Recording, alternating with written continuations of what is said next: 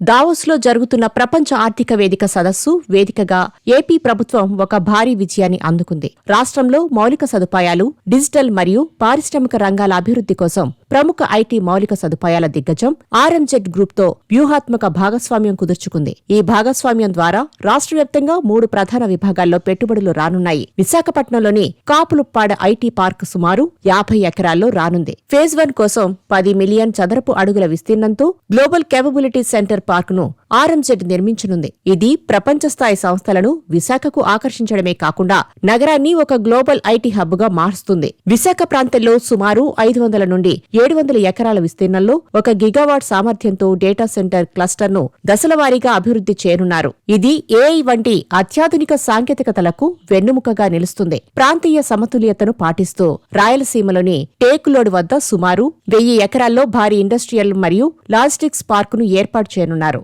ఇది తయారీ మరియు లాజిస్టిక్స్ రంగాలకు కేంద్రంగా మారుతుంది. వచ్చే 5 నుండి 6 ఏళ్ల కాలంలో సుమారు $10 బిలియన్ అంటే 48,000 కోట్లు పెట్టుబడి పెట్టనున్నారు.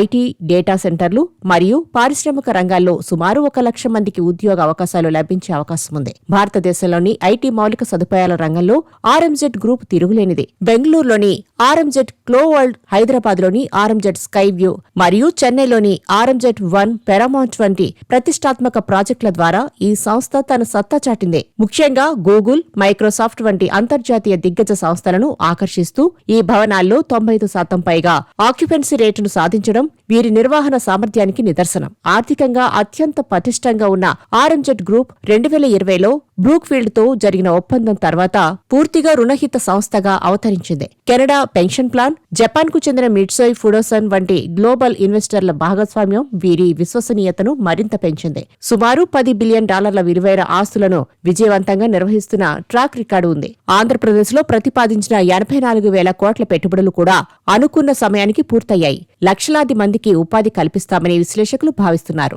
రాష్ట్రంలో పారదర్శకమైన విధానాలు మరియు త్వరితగతిన అనుమతులు ఇవ్వడం వల్లే ఇలాంటి దిగ్గజ సంస్థలు పెట్టుబడులతో ఏపీకి వస్తున్నాయి.